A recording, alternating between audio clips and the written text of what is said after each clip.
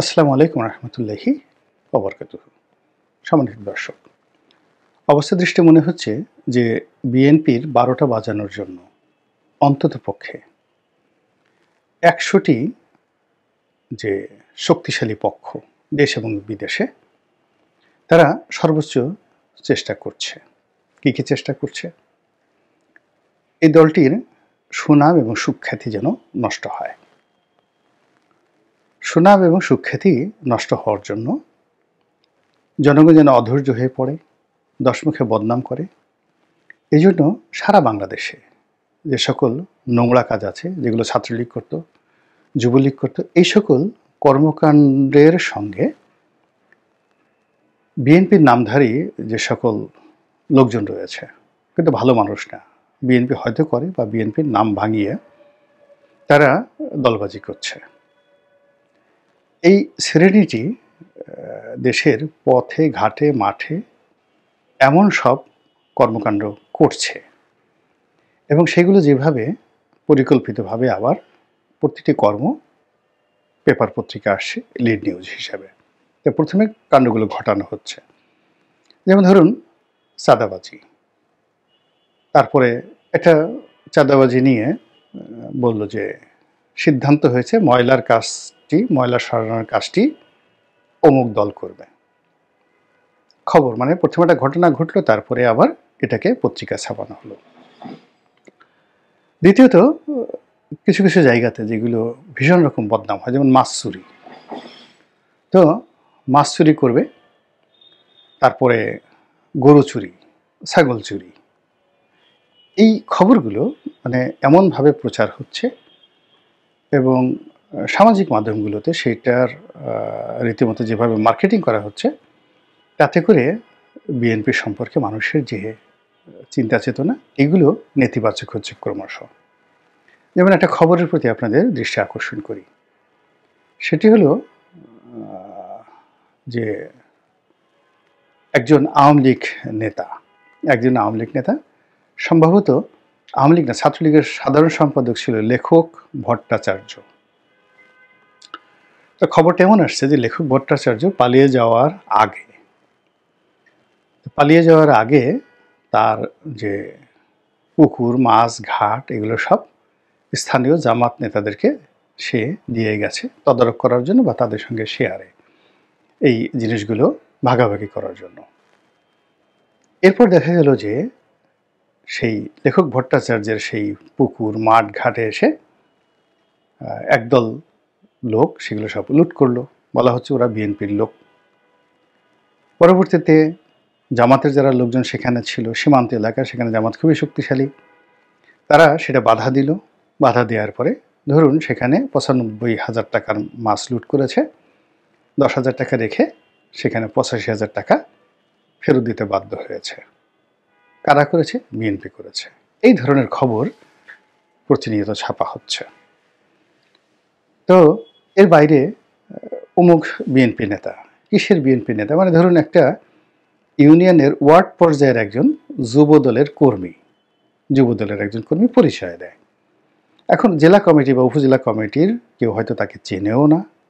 ওই তার মাতুব্বরি ওয়ার্ড কেন্দ্রিক একটি ওয়ার্ডে সাধারণত ৩ থেকে ৩,৫০০ লোক থাকে। তো এরকম এক যুবদলের নেতা, সে নাকি মানে উপজেলা পর্যায়ের কোন এক নেতাকে তার বাড়িতে দাওয়াত করেছে, আর পাশের বাড়ি থেকে সে গরু ছিনিয়ে এনেছে বা চুরি করে এনেছে, আওয়ামী লীগের গরু। এবং এইগুলো আবার পত্রিকায় ছাপা হচ্ছে, আবার সেই খবরগুলো সোশ্যাল মিডিয়াতে ব্যাপক হারে বড় বড় মানুষ প্রচার করছে।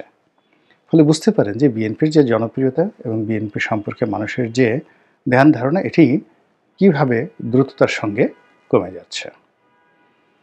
তো এইগুলো একটা। ২ নম্বর হলো, আপনারা দেখবেন যে এই যে যারা চাঁদাবাজি করছে সারা বাংলাদেশে, তারা ইতিমধ্যেই হাজার হাজার একেবারে লাল টকটকে সবুজ যত লেটেস্ট মোটরসাইকেল, রয়্যাল এনফিল্ড থেকে শুরু করে আরও দেশ বিদেশের যত সুন্দর সুন্দর মোটরসাইকেল, এগুলো তারা কিনে ফেলেছে হাজার হাজার। এবং এটা এত ভয়াবহ আকার ধারণ করেছে যে বিএনপির হাইকমান্ডের নজরে কিন্তু বিষয়টা এসেছে। ফলে হাইকমান্ডের যারা কর্তৃপক্ষ তারা কিন্তু আবার সেই স্কাইপেতে বলেছে যে এরকম চকচকে হুন্ডাওয়ালা কাউকে যদি দেখেন তাদেরকে দলে ভেড়াবেন না। এখন বোঝার চেষ্টা করুন যে কত দুর্বল এবং অসহায় একটা উক্তি। মানে বিএনপির নাম করে যে মোটরসাইকেল কেনার মতো টাকা চাঁদাবাজি করেছে, মোটরসাইকেল কিনে ফেলেছে এবং এখন সে তার ব্যবসা চালাচ্ছে, তার তো বিএনপিতে কোনো কমিটি এখন আর দরকার নাই, সে তো তার কাজ সেরে ফেলেছে। বরং সে যদি এখন জামাতের পক্ষে চলে যায়, আওয়ামী লীগের পক্ষে চলে যায়, তখন ওই সমস্ত এলাকায় বিএনপি ঢুকতেই পারবে না। এবং এই বিএনপির জন্য একটা যাকে বলা হয় ফাঁদ তৈরি হয়ে গেছে। এটা বিএনপি চাক বা না চাক, করুক বা না করুক, এই ফাঁদের কবলে পুরো সংগঠনটিকে দুর্ভোগ দুর্দশা পোহাতে হচ্ছে। এরপর যেটি হচ্ছে সেটি হলো ছাত্রলীগ, যুবলীগ, আওয়ামী লীগ, তাদেরকে আশ্রয় দেওয়া, প্রশ্রয় দেওয়া নিয়ে বাংলাদেশের দুটো রাজনৈতিক দল, বিশেষ তিনটি রাজনৈতিক শক্তি এই মুহূর্তে, সেটা হলো সমন্বয়ক যারা আছেন সরকারপন্থী, তারা যে নতুন রাজনৈতিক দল করতে চান তারা, দ্বিতীয়ত কোনো কোনো এলাকাতে জামাত, তৃতীয়ত বিএনপি, চতুর্থত জাতীয় পার্টি। তারা আওয়ামী লীগের অচেনা মুখ অথচ শক্তিশালী, তাদেরকে নিজ দলে আশ্রয় দিয়ে পরস্পরের বিরুদ্ধে, রাজনৈতিক প্রতিপক্ষের বিরুদ্ধে ব্যবহার করার জন্য সারা বাংলাদেশের অন্তত লক্ষ লক্ষ পয়েন্টে লক্ষ লক্ষ ঘটনা প্রতিদিন ঘটছে। এবং এই ঘটনায় কে কতটা লাভবান হচ্ছে সেটা বলা যাচ্ছে না, কিন্তু বিএনপি এর দ্বারা মারাত্মকভাবে ক্ষতিগ্রস্ত হচ্ছে। কেননা দল করার জন্য, সংখ্যাগরিষ্ঠতা পাওয়ার জন্য বা ভোটের মাঠকে আকৃষ্ট করার জন্য বিএনপির এই মুহূর্তে আসলে আওয়ামী লীগের কোনো নেতাকর্মীর কোনো সহযোগিতা দরকার নেই। তো এই জিনিসগুলো হচ্ছে। এরপরে যেটি হচ্ছে সেটি হলো রাজপথের যে ছোট ছোট খুচরো দল আছে, সংগঠন আছে, এই যারা বাংলাদেশে দীর্ঘদিন ধরে, গত ২০-৩০ বছর ধরে রীতিমতো মুনাফিক হিসাবে পরিচিত, এরা ডিজিএফ এর কাছ থেকে টাকা নিয়েছে। সে এরশাদ জমানা থেকেই হয়তো এদের অনেকের জীবন শুরু। কেউ গৃহপালিত বিরোধী দল হয়েছে, কেউ গালাগাল পার্টি হয়েছে, কেউ নাসনেওয়ালি পার্টি হয়েছে।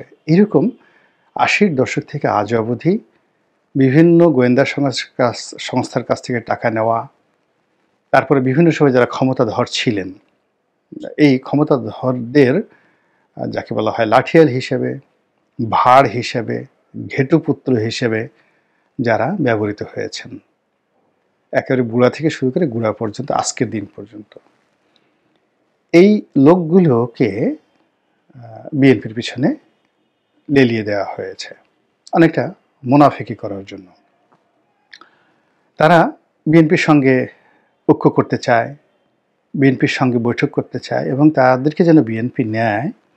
এজন্য আবার বিএনপির যারা প্রতিপক্ষ তারা কাউন্টার বিভিন্ন রকম শোডাউন করছে, শোডাউন করে নিজেদের লোকদেরকেই বিএনপির কাছে পৌঁছে দিচ্ছে। এবং বিএনপির যে নেতারা যে সকল কথা বলছে, তারপরে তাদের যে বৈঠকগুলোতে যে সকল কথাবার্তা হচ্ছে, এমনকি শীর্ষ নেতৃত্ব যে সকল স্পর্শকাতর কথাবার্তা বলছে, মুহূর্তের মধ্যে এটা বিএনপির প্রতিপক্ষের কাছে চলে যাচ্ছে এবং সেখানে যথেষ্ট হাস্যরসের সৃষ্টি করছে। এরপরে বিদেশি যে রাষ্ট্রগুলো রয়েছে, পাকিস্তান, তারপরে সৌদি আরব, তুরস্ক, চীন, ভারত, এরা সবাই বিএনপিকে নিয়ে এখন খেলছে। তারা আওয়ামী লীগকে যেভাবে বিশ্বাস করতো না, বিএনপিকে কিন্তু তারা বিশ্বাস করছে না। বরং বিদেশি যে রাষ্ট্রগুলো আছে তারা কোনো অবস্থাতেই বাংলাদেশটা স্ট্যাবল হোক এটা তারা চাচ্ছে না। আর সেটা না চাওয়ার জন্যে তাদের সবচেয়ে বেশি যেটি দরকার সেটি হলো বিএনপির শক্তিমত্তা, সাংগঠনিক ক্ষমতাকে দুর্বল করে দেওয়া, এবং সেই কাজটি তারা চমৎকারভাবে করে যাচ্ছে। ফলে গত 5টি মাসে এই সংক্রান্ত বিষয়ে বিএনপির যথেষ্ট ক্ষতি হয়েছে। এরপর আমাদের আমলাতন্ত্র, মিলিটারি আমলা, সিভিল আমলা, পুলিশ বাহিনী, এমনকি বিচার বিভাগ, প্রায় সব জায়গাতেই যে ঘটনাগুলো ঘটছে এই ঘটনাগুলো বিএনপির পক্ষে যাচ্ছে না। সব জায়গাতে অসন্তোষ। যে মামলা দেখা গেল আগে 15 দিন একটা ডেট পড়তো, এখন সেই সকল মামলা 3-4 মাস পরে ডেট পড়ে যাচ্ছে। এবং এই সকল মামলাগুলোর মধ্যে যেগুলো সাধারণত অর্থ সংক্রান্ত, ব্যবসা বাণিজ্য সংক্রান্ত, সেখানে যে জটিলতা তৈরি হচ্ছে সেই জটিলতার ফলে পুরো ব্যবসা বাণিজ্যে ধস নেমেছে। আমি আগেই বলেছি যে যারা ঘোলা পানিতে মাছ শিকার করতে চায় তারা পানি ঘোলা করেন।